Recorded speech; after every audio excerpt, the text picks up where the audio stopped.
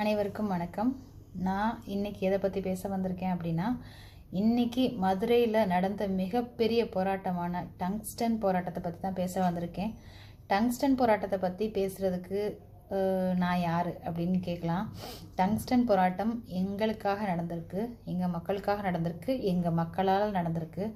ஏன்னா நானும் மேலூரை சேர்ந்த ஒரு பொண்ணு தான், விவசாய குடும்பத்துலேருந்து வந்தவ தான்.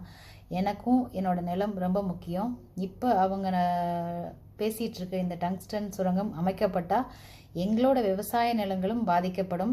ஏன்னா டங்ஸ்டன் சுரங்கம் அமைக்கும் போது கண்டிப்பாக சுற்று வட்டார பகுதிகளில் உள்ள எல்லா நிலத்திலையும் நிலத்தடி நீர் கண்டிப்பாக குறையலாம் அல்லது இல்லாமல் கூட போகலாம். அப்படி ஒரு நிலைமை ஏற்பட்டால் நாங்களுமே அந்த ஊரில் வாழ்கிறதுக்கான எந்த ஒரு வாழ்வாதாரமும் இல்லாமல் நாங்கள் அந்த ஊரை விட்டே வெளியேறக்கூட வேண்டிய சூழ்நிலை கூட ஏற்படலாம். அதனால் இதை பற்றி நானும் இன்னைக்கு பேச வேண்டியது ரொம்ப அவசியமாகுது. சரி, முதல்ல டங்ஸ்டன்னா என்ன அப்படின்றத பார்ப்போம். டங்ஸ்டன்னா அது ஒரு உலோகப் பொருள், மிகவும் கடினமான ஒரு வெப்பத்தை கூட தாங்கக்கூடிய உலோகப் பொருள். அதை எதுலெல்லாம் பயன்படுத்துகிறாங்க அப்படின்னா, ஆரம்ப காலங்களில் பல்பில் அதை பயன்படுத்துகிறாங்க. ஏன்னா அது அதிகமான வெப்பத்தை தாங்கி இருக்கும்ன்றதுனால. இப்போ பார்த்தீங்கன்னா எலக்ட்ரிக் வெஹிக்கிள்ஸ், இப்போ நிறைய வர்ற எலக்ட்ரிக் வெஹிக்கிள்ஸ், பைக்ஸு, கார்ஸ், இந்த மாதிரியானதுலேயும் பயன்படுத்துகிறாங்க. அதே மாதிரி ராக்கெட்ஸ்லேயும் கூட பயன்படுத்துகிறதா சொல்லப்படுது.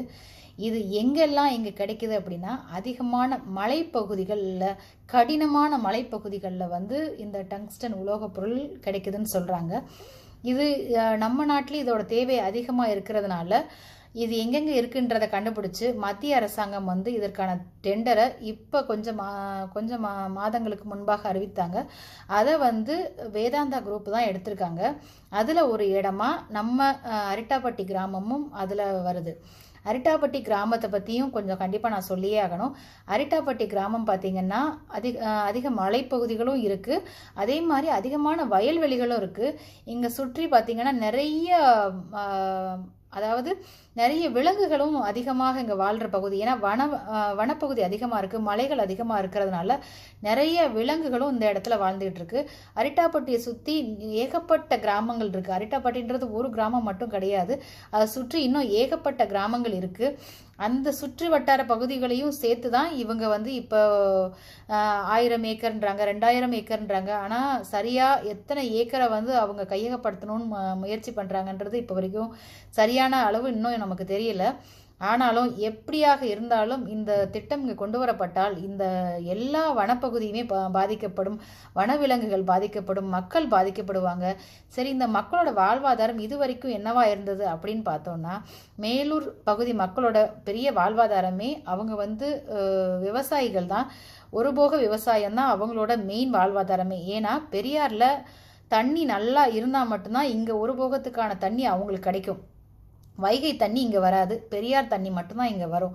அதனால் வைகையில் எவ்வளோ தண்ணி இருந்தாலும் இல்லைனாலும் பெரியார்லேருந்து தண்ணி வந்தால் மட்டும்தான் இந்த மக்களுக்கு விவசாயம் செய்வதற்கான அந்த ஒரு வாழ்வாதாரம் கிடைக்கும். அப்படி இல்லைன்னா சில விவசாயிகள் அவங்கக்கிட்ட இருக்க கிணத்துலேருந்து விவசாயம் பண்ணுவாங்க. கிணறு இல்லாதவங்க ஆற்றுல தண்ணி வரலைனாவோ மழை பெய்யலைனாவோ அவங்களால விவசாயம் பண்ண முடியாது. போன வருடம் கூட பார்த்தீங்கன்னா விவசாயிகள் எல்லாமே தண்ணீர் கேட்டு போராட்டம் பண்ணாங்க. அதாவது பெரியாறுலேருந்து எங்களுக்கு சரியான நேரத்தில் தண்ணி திறந்து விடுங்க அப்படின்னு போராட்டம் பண்ணாங்க.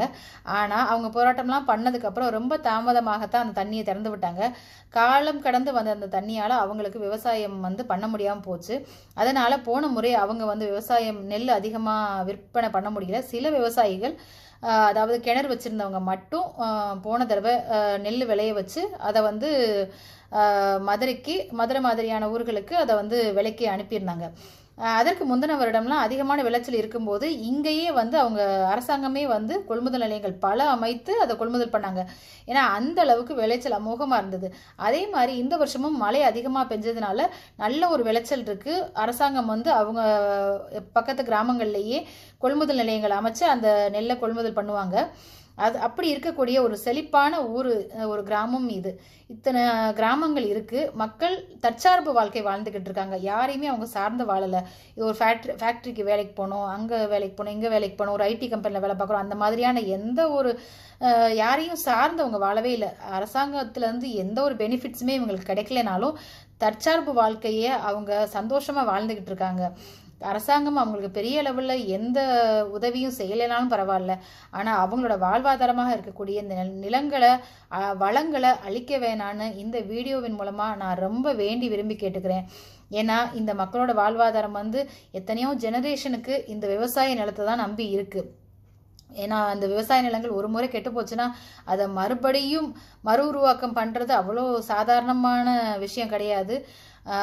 மண் வளம் கெட்டு போச்சுன்னா அதை மறுபடியும் கொண்டு வர்றது ரொம்ப கஷ்டம். ஸோ அதனால் இந்த டங்ஸ்டன் சுரங்கத்தை இங்கே அமைக்க வேணானோ, இதை மக்கள் அவங்க என்ன கோரிக்கை வைக்கிறாங்கன்னா, பாதுகாக்கப்பட்ட வேளாண் மண்டலமாக அறிவிக்கணும்னு சொல்லி இங்கே உள்ள மக்கள் கோரிக்கை வைக்கிறாங்க. அந்த கோரிக்கையை அரசாங்கம் நிறைவேற்றி இதை பாதுகாக்கப்பட்ட வேளாண் மண்டலமாக அறிவிக்கணும்னு இந்த எதிர்க்கட்சிகளும் ஆளும் கட்சியும் சேர்ந்து சட்டப்பேரவையில் இதுக்கு ஒரு தீர்மானம் கொண்டு வரணும்னு அவங்களோட சார்பாகவும் நானும் இந்த கோரிக்கையை இந்த வீடியோ மூலமாக அரசாங்கத்துக்கு வைக்கிறேன். தயவு செய்து தமிழக முதல்வர் அவங்க ஏற்கனவே சொல்லியிருந்தாங்க, நான் ஆட்சியில் இருக்கும் வரைக்கும் இந்த இடத்துல நான் அந்த டங்ஸ்டன் சுரங்கம் அமைக்க விட மாட்டேன்னு சொல்லியிருந்தாங்க. அதற்கு உறுதியளிக்கும்படியாக இதை வேளாண் மண்டலமாக அவங்க அறிவித்து சட்டப்பேரவையில் தீர்மானம் நிறைவேற்றும்படியாக இந்த மக்கள் சார்பாக நாங்கள் வேண்டி விரும்பி கேட்டுக்கிறோம். நாங்கள் எவ்வளோ பேர் வெளிநாடுகளில் எங்கெங்கேயோ வாழ்ந்தாலும் நாங்கள் கடைசியாக சேர வேண்டிய இடம் அந்த ஊர் தான். அந்த ஊர் நாங்கள் வரும்போது பத்திரமா இருக்கணும், சேஃபாக இருக்கணும். அது எங்களுக்கு ஒரு தாய் மாதிரி. அந்த தாயின் மடிக்கு நாங்கள் வரும்போது அது பத்திரமா இருக்கணுன்றது எங்களோட பெரிய ஆசை. அதை நிறைவேற்றணும்னு அந்த அரசாங்கத்திடம் நாங்கள் வேண்டி விரும்பி கோரிக்கை வைக்கிறோம். அரசாங்கம் எங்களோட கோரிக்கையை நிறைவேற்றும்னு நான் முழு மனதோடு நம்புகிறேன். தயவு செய்து ஐயா ஸ்டாலின் அவர்கள் இதில் செவி சாய்த்து இந்த மேலூரில் இருக்கிற அரிட்டாப்பட்டி சுற்றி இருக்கிற கிராமங்கள் எல்லாத்தையும் பாதுகாக்கப்பட்ட வேளாண் மண்டலமாக தயவு செய்து அறிவிக்கணும்னு கேட்டுக்கிறோம். நன்றி, வணக்கம்.